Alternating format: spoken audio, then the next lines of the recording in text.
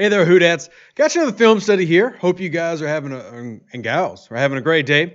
And go talk about the spot concept here, just a passing concept that you'll see at your local high school game and all the way up to the NFL level. And it does a few different things.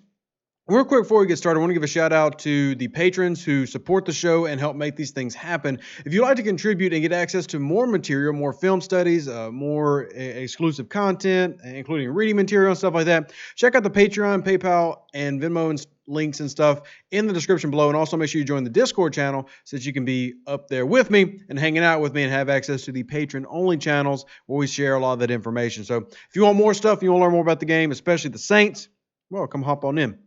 We'll talk about the spot concept and what this does as a passing design. So I'm getting the other screen ready. That's why I'm looking all over the place. Is that it's going to stretch the field horizontally and vertically at the same time and creates what's called a triangle read. And just like you would think, there's 3 points to a triangle. It spaces things out. And it's a half field read. So let's go ahead and throw on the tape. So an example of a full field read that we've talked about before would be like 4 verticals. I know Teron Armstead's not running it. I'm just showing you the routes. So this would be like 4 verticals. That is a full field read where you would then be reading off the safeties, how they play, and how you're going to attack. Do you attack the hashes? So in this case, 4 verticals, the landmarks are the hashes for the inside, and then the numbers for the outside. And you're going to read pre-snap and post-snap to see where you're going to go on this one. Whereas here we're looking at a half field read. So basically what you'll do in a lot of plays is you'll split the field in half and say, well, on this side we'll run zone beaters and this side we'll run man beaters. And then you have this concept here called a spot concept where we're going to do something a little bit different. Now, a lot of times you'll see teams run spot out of a bunch formation. So you see right now the Saints are in trips, but they're spread out. A lot of times you would have Michael Thomas right here, and you'd be running it out of a bunch trips formation. Instead, we spread out. So we're going to watch the play full speed, and then we'll talk about the routes and what it actually does and what it forces out. It's a nice little pass there, right there toward the end to Ted Ginn. Sorry, it was Ted Ginn, not Michael Thomas. Michael Thomas on the opposite side of the field. And you see Thomas is just running a simple go with a little pivot route behind him. I'm sorry, he's running a corner with a pivot route behind him. And then we've got this down here. So initial is you're going to have a little bit of a chip here and then come into the flat. This is your hitch route, and then we have a corner route. So you can see in my very rough Madden pen drawing, we've created a triangle where it creates this big space that you operate from. So let's push it a little bit. So you see the quick hitch come in there. So see the hitch keeps this guy devoted inside, draws this in. Here is your out, which is open. But then you also have the corner here. So either way, you're pressing the triangle in this concept. But it's all about what you're going to get the most bang for your buck here. Ted Ginn does a good job on his break in terms of you see that the corner has given him an inside. Well, the corner is turned for that inside pull. So the outside is wide open. And that's exactly what you want from this corner route. And this comes from just Ted Ginn's route running. You see how he is attacking the inside. And when you're attacking the inside, that means you're diverting your route a little bit to the inside. You're attacking the inside shoulder. And you really want to get that corner's hips turned in. And that's exactly what Ted Ginn does here. And then he's going to hit his break. 1 foot pop. Forces that turn. And he's created the separation he needs. But the key is, though, the concept itself is creating that read. And it makes it a lot easier, especially for younger quarterbacks or even older quarterbacks like Drew Brees and experienced quarterbacks, by giving them simpler things to look at instead of having to do a full scan of the field. Now, pre-snap, Drew can see the coverage and whether he likes this in this little pivot route or if he likes this triangle read to the opposite side.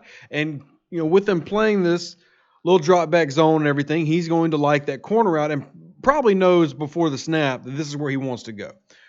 But it's still, even if you have to make the decision post-snap, it becomes a lot easier knowing that that's what side of the field you're on after you diagnose the coverage. And then you can see, well, is my hitch open? No. Now progress. Is my corner going to be open? And if that's not open, finally we would come down to the little out route, this little flat route, which ends up getting picked up by the linebacker anyway, but still open. But you see the read progression there from the triangle. So if this is our triangle, we're going to go 1, 2, at worst 3. And we'll just read as we progress and flow. And it's a simple catch. And Drew and company make it look really easy because they're really, really good at football. But that's the spot concept at its basic form in a varied formation. Like I said, you get the same effect because if you notice Ted Ginn's route, he starts at the boundary and attacks in, which really gives that kind of a post route feel. So look where he's going to start and where he's going to end up. So he's starting outside the numbers and then he works inside the numbers and then he cuts back. Does a good job of directing and attacking his route to force that corner to turn in and give up that outside leverage, just enough for him to make his cut and break to the sideline. But either way, I mean, quick progression here, and you could have, made an argument to go up here. It looks like we got quarters coverage here. I'm not even paying attention to the deep coverage, just this zone here. But great way to attack. And just a pretty basic, easy concept. If you have any questions about this concept, feel free to drop it in the comment section below. And what we'll do is kind of like a bonus here. We'll check out the pass coverage real quick, or the pass protection real quick, which looks fantastic. Oh, gosh, these guys are so good, especially the offensive tackles. Fantastic. First down. She'll get a four-man rush. Little chip here from Dan Arnold before he goes into his route. Not the greatest of chip, but it works. Ramczyk does a good job of setting into his base, even though the hands get inside of him. If you look on the opposite side here with Teron Armstead, he's going to run these. I can't even tell who that is. Is that Terrell Suggs up the arc? Slower Suggs, not the Suggs we're used to. And then you see on the interior, all good blocking and spacing. One key with this chip and with Ram, though, is look at the passing lane they purposely open. So if you notice, Warford is definitely willing to let him get inside while still working him. So he's still got his hands inside, but he's working that inside. Ram is planted here, and then look at this. A big old throwing lane. Big old thing. That's exactly what you want for Drew. You see Drew making his read of the safety right now, determining how that, first read is going to be given, or if it's not going to be given, it's going to be closed off. Then we progress, and he knows he's got his guy based on the covers that he saw. So all good stuff here, all basic stuff. If you have any questions, feel free to drop them below. Hope you enjoy this type of stuff, these type of film studies. Definitely have more of it on the Patreon channel. I'm trying to put out at least 2 or 3 film studies a week. So plus what we're doing with The Athletic. If you haven't subscribed to The Athletic, check it out for myself, Larry Holder, Jeff Duncan, Cat Terrell. As always, y'all are awesome. Who dat? God bless. We'll catch you on the next one. Peace out. Enjoy your weekend.